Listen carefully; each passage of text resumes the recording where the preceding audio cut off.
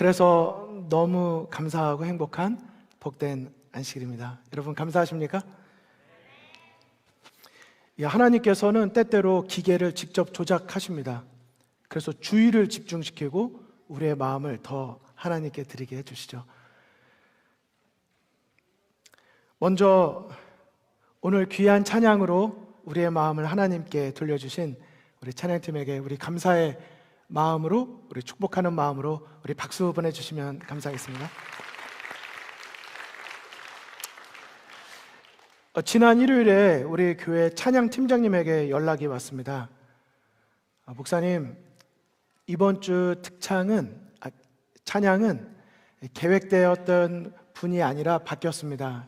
그래서 어떻게 바뀌었는지 물어보았더니 특별히 내일 졸업하는 로마린다 우리 졸업생들이 특별한 찬양을 준비해서 찬양에 임한다는 말씀이었습니다.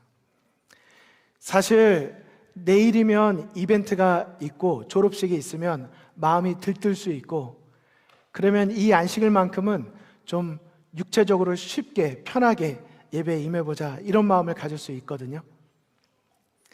그런데 오늘 앞에 서서 찬양 들려주신, 우리를 인도해 주신 우리 졸업생 분들은 오히려 그 반대로 우리가 이 마지막 안식일을 오히려 하나님 앞에 더 봉사하는 마음으로 임하겠다는 그런 마음으로 임해 주신 것입니다. 여러분, 그 마음이 너무 아름답고 귀하지 않으십니까? 특별히 오늘 이 자리에 우리 내일 로마린다 대학교 졸업식을 앞두고 많은 분들이 참석해 주셨습니다.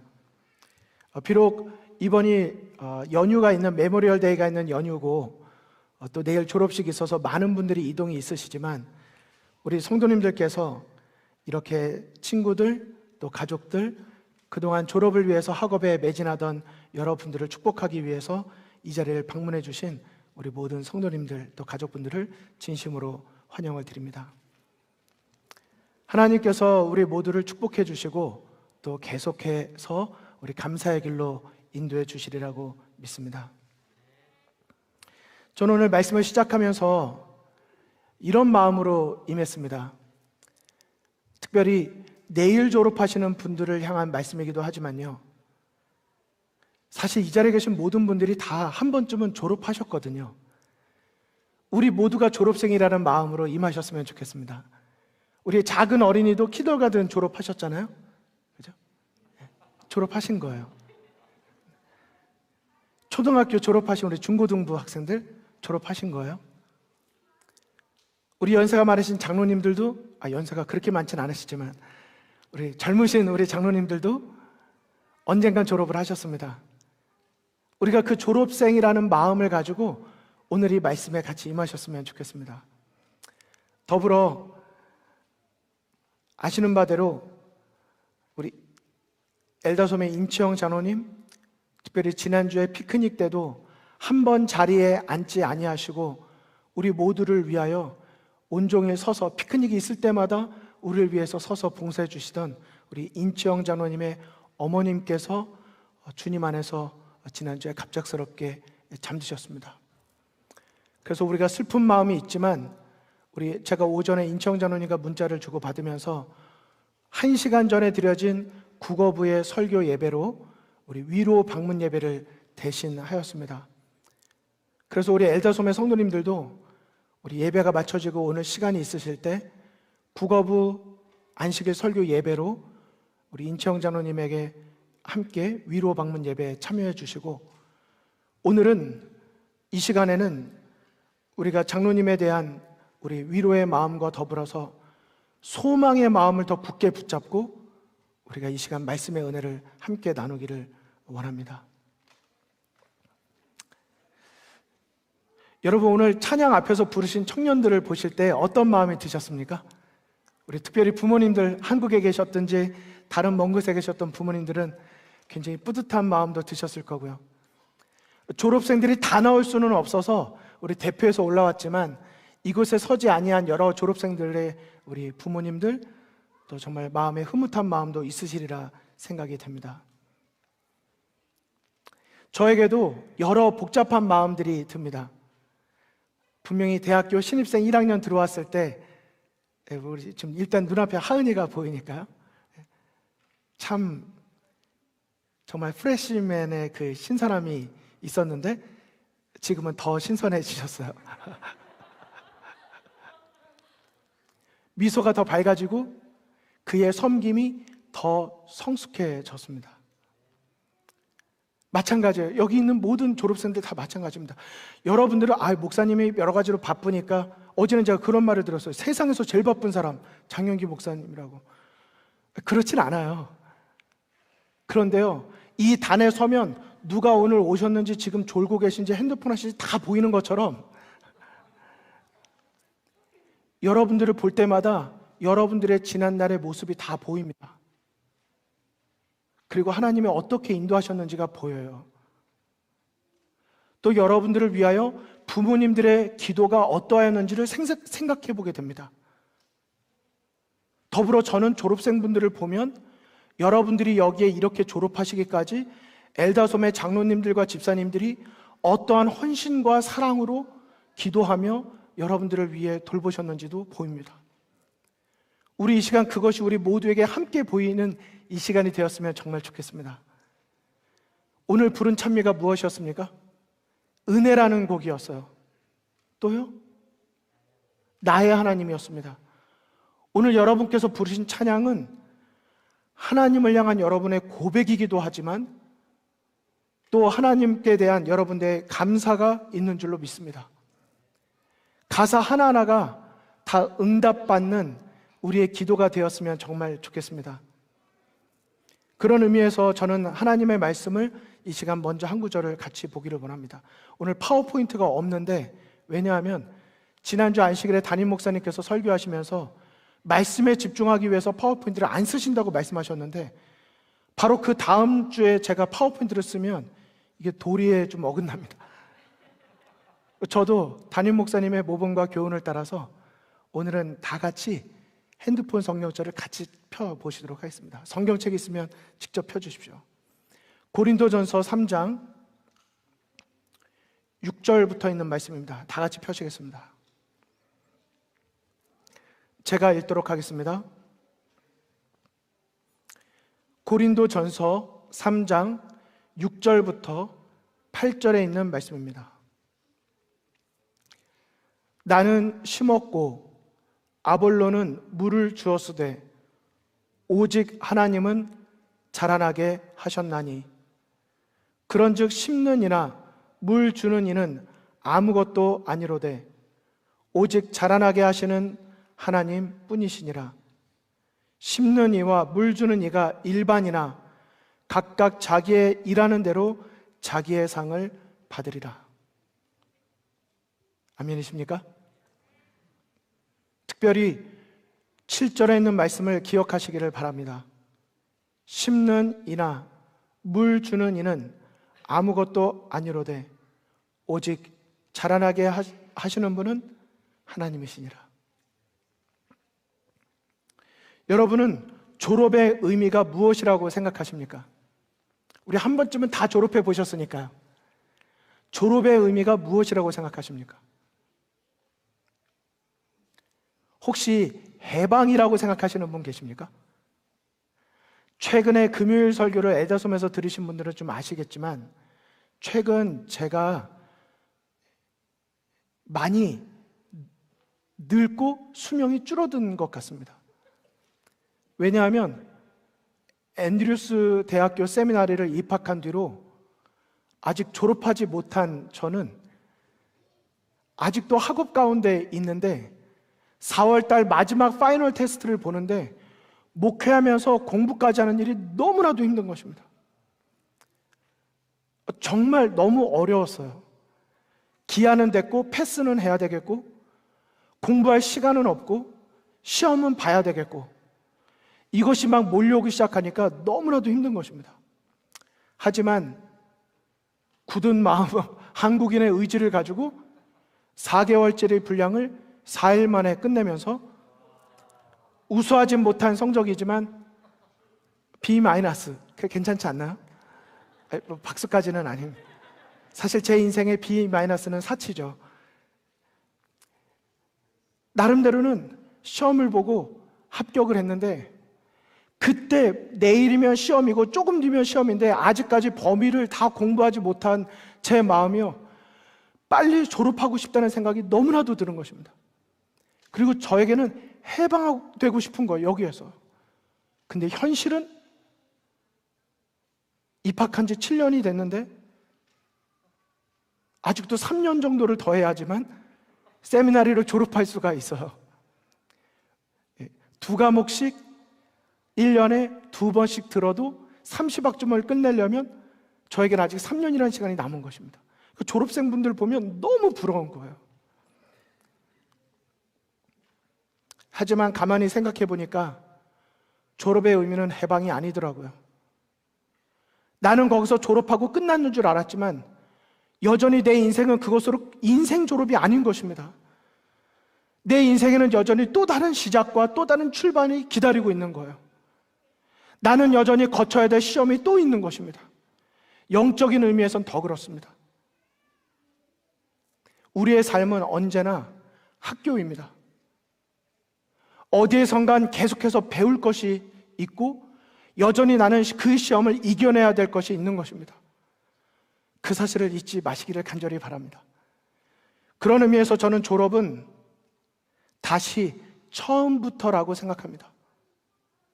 졸업은 다시 시작하는 것입니다. 왜요? 우리 아마 졸업생분들도 이 자리에 많이 앉으셨으니까 이쪽을 보고 잠깐 말씀드릴게요. 아실 거예요. 처음 마음 그대로 있으신가요? 많은 걸 경험했고 많은 것이 자라났지만 정말 내가 입학할 때 그 처음 마음을 간직하고 계신가요? 제가 군대 이야기를 들려드렸을 때 여러 성도님들께서 좋아하셨어요. 잊지 않으셨습니다. 그 돼지, 그 되새김질하는 많은 분들이 기억하실 거예요. 하지만 그때 그 사건은 군대 들어간 첫 번째 입학생 이등병 때 일이었습니다. 진짜 군 생활하면서 어려웠던 건 바깥에 있는 것이 아니라 제 속에 있는 것이었습니다. 그리고 시간이 지나서 병장이 되고 얼마 있으면 제대해야 되는 때가 되었을 때 안식일을 지키는 일이나 그렇게 이등병 때는 하나님께 기도드리고 안식일 그 시간을 확보하기 위해서 그렇게 애쓰던 제가 안식일이 허락되어지니까 어느 순간 예배드리러 가는 시간도 조금 여유 있게 가기 시작하더라고요. 정말 무서웠던 건 제 속에 자기 합리화가 시작이 되고 오히려 제 옆에 동료들, 이등병 때 어떻게 신앙생활 했는지를 다 옆에서 보고 있던 그들이 오히려 저를 보고 제 신앙에 나태해지는 모습을 보고 실망해 가는 것 같을 때, 그런 의미에서 저는 얼마 전에 우리 대학부 리더로 있는 김민솔 학생이 40일 말씀 묵상 여행 때 올려주었던 그 말씀이 얼마나 제 마음에 와닿는지 모릅니다. 물론 저는 어저께까지 진행된 40일 말씀 묵상 여행이 어떤 분들은 또 하나 올라왔구나 하고 지나갔을지 모르지만 만약에 읽지 못하신 분이 계시다면 저는 지금부터 개인적인 40일 말씀 묵상 여행을 다시 출발하시기를 추천해 드리고 싶어요.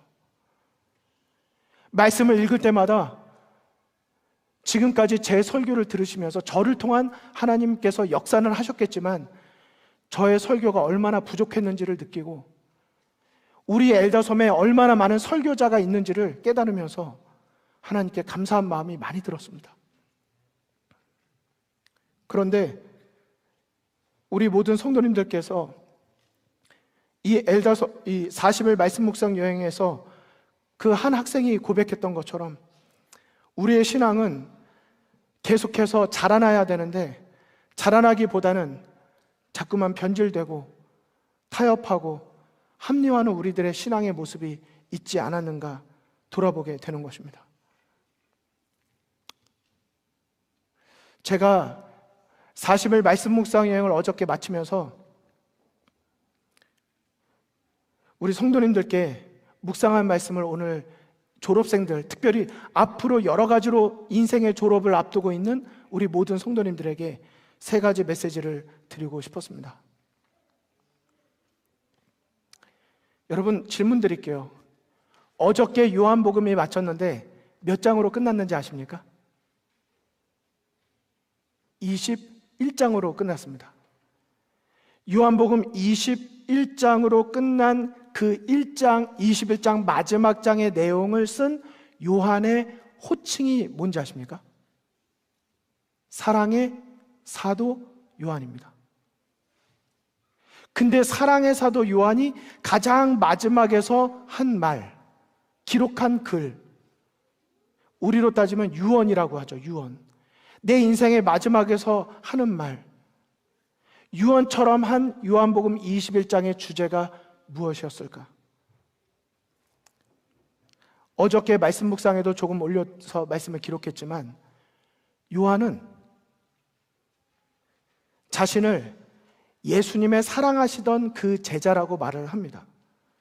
그리고 21장에 있는 마지막 장의 모든 내용이 다 무슨 내용이냐면 내가 나를 사랑하느냐, 내가 주를 사랑하는 줄 주께서 아시나이다. 처음부터 끝까지 이 마지막 챕터가 다 사랑 이야기라는 것을 보게 되는 것입니다. 우리의 인생의 마지막에도 하나님에 대한 사랑의 고백이 가장 중요하기 때문이 아닐까. 사실 요한복음 21장의 마지막 이야기는 베드로 이야기로 끝납니다. 여러분, 베드로는 어떤 사람이었죠? 예수님을 3번이나 부인했던 사람이었습니다. 그 부인했던 베드로를 다시 하나님께로 돌이키는 그 질문이 내가 나를 사랑하느냐라는 질문이었던 것을 우리가 알고 있습니다. 요한복음 21장에 있는 말씀이죠. 거기에 보면 3번에 걸친 예수님의 질문이 나옵니다.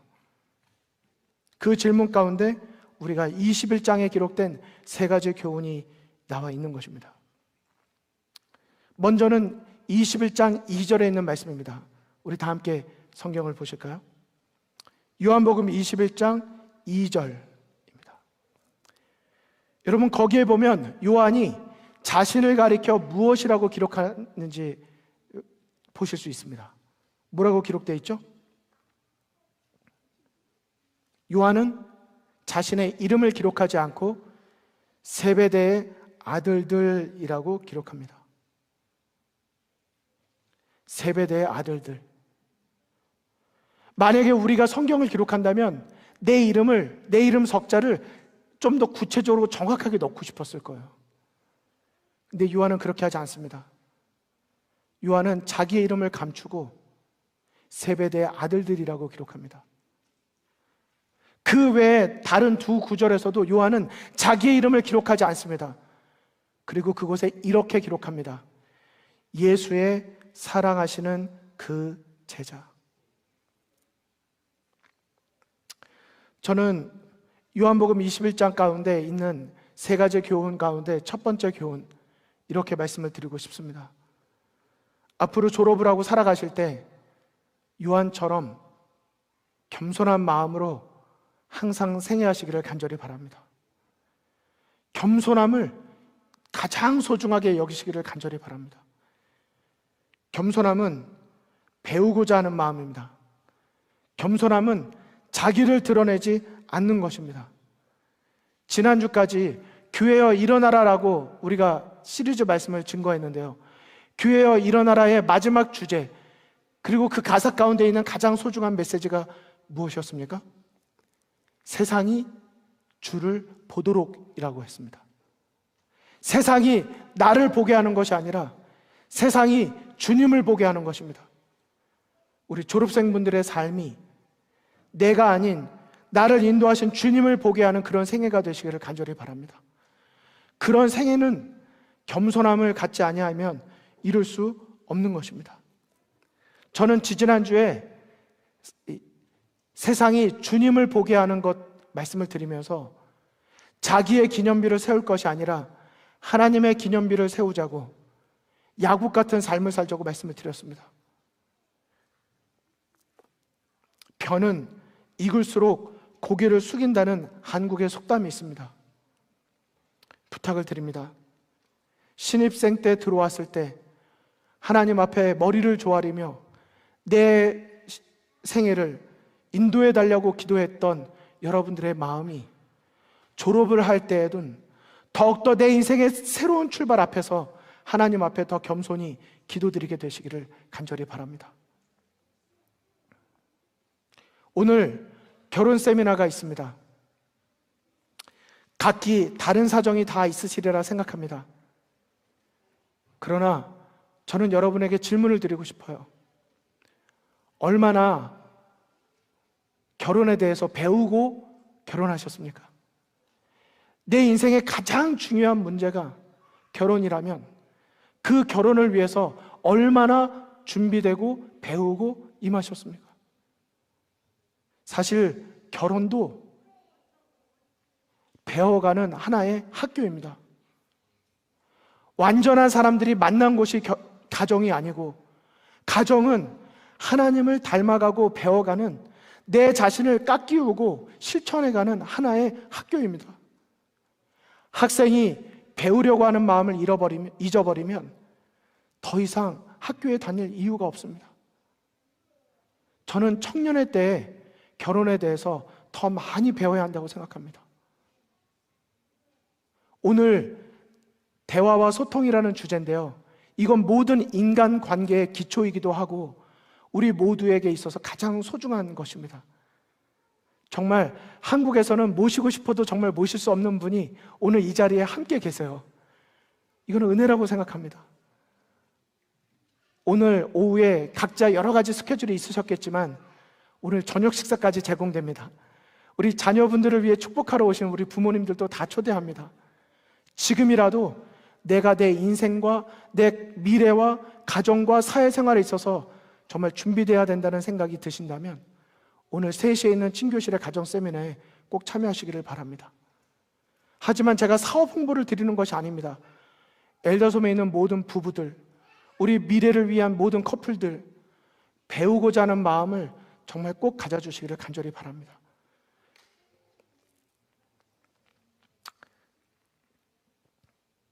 은혜라는 찬양을 부르셨는데요,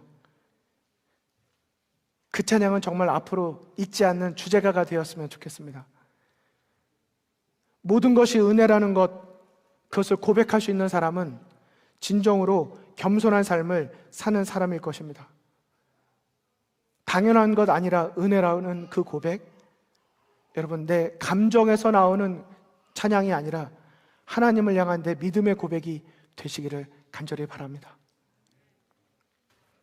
두 번째입니다. 21장 3절에 보시면 베드로가 나는 물고기 잡으러 가노라라는 말을 합니다. 여러분, 질문 드릴게요.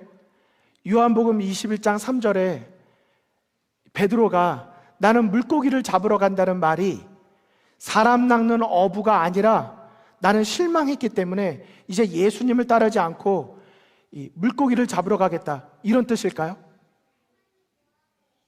손 드시라고는 하지 않겠습니다. 이런 뜻일까요? 아닙니다. 베드로가 나는 물고기 잡으러 가노라라고 말한 이 말은 하나님에게서, 예수님에게서 실망했기 때문에 돌아간 게 아니고요, 그건 이미 옛날에 한 번의 사건이 있었습니다. 지금 이때는 내가 예수님의 부활하심을 믿고 그분의 부르심을 믿고 그분의 사명, 사람 낚는 업으로 살아가야 하는데 나에게 재정이 없기 때문에 내가 하나님의 사업을 더 온전히 이루기 위한 재정을 마련하기 위하여 자기가 힘써 물고기를 잡으러 간 것이었습니다. 이게 다른 것입니다. 졸업하고 난 다음엔 여러분들이 어떠한 삶을 살아가시겠습니까? 저는 여기 3절에 나온 것처럼 베드로와 같이 사명자의 길을 끊임없이 걷게 되시기를 주님의 이름으로 축원을 드립니다. 하나님의 은혜로 내가 심었고 물을 주었고, 부모님께서 나를 심어주셨고 내가 물을 부었고, 부모님들께서 여러분들에게 재정을 서포트해 주시고 우리 엘다솜에 있는 여러 성도님들이 여러분과 믿음의 교제 가운데 이렇게 믿음 안에 잘 자라나게 하였고, 그러니까 이제 내가 졸업을 했으니까 나는 이제 물고기 잡으러 가노라. 안 됩니다. 한번 예수님의 제자들이 물고기 잡으러 갔다가 밤이 새도록 물고기를 잡았지만 아무것도 결실을 맺지 못했습니다. 그때 어떻게 하셨어요? 깊은 데로 가서 그물을 던지라고 했습니다. 그때는 그물이 찢어졌어요. 하지만 지금 두 번째, 다시 예수님을 만나는 경험을 하고 예수님을 부활하고 나의 구주로 영접한 다음에는 이제는 내가 물고기를 잡으러 가지만 그 물고기가 나의 희망이기 때문이 아니라 나의 진정한 희망이 되시는 하나님의 사업을 이루기 위하여 물고기를 잡으러 간 것입니다. 이때는 예수님이 깊은 데로 가서 그물을 던지라고 하지 아니하시고 배 오른편에 그물을 던지라고 말씀하십니다. 그리고 그 배 오른편은 바로 예수님이 계신 방향이었습니다. 그리고 물고기 153마리를 그물이 찢어질 정도로, 그것도 성경을 읽어보시면 작은 물고기가 아니라 큰 물고기 153마리를 건지게 됩니다. 제가 어제 말씀 묵상에도 올려드렸지만 한국에서 가장 유명한 볼펜 모나미 153 볼펜, 왜 153이 있죠? 바로 이 153마리 사건이 있었기 때문입니다. 모나미 153 그 볼펜을 만든 회장이 이 세상에서 물고기를 잡기 위하여 열심히 사업을 해서 이뤄가다가 결국 그의 사업이 망하기 직전까지 가게 됩니다. 그리고 어느 날 새벽 기도에 내 인생에 너무나도 큰 절벽 앞에서 다시 잊어버렸던 하나님께로 와서 기도드리게 됩니다. 여러분, 왜 인생에 고난이 있을 때만 새벽 기도 올까요? 그런 고난이 있기 전에 내 인생의 문제를 가지고 새벽에 하나님을 찾으면 얼마나 더 좋을까요?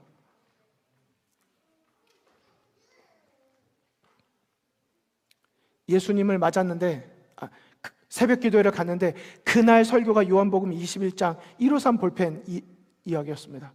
그리고 그 모나미 153 볼펜의 그 회장님이 하나님께 서약을 합니다. 하나님, 내가 잃어버린 것은 재산이 아니라 하나님이었습니다.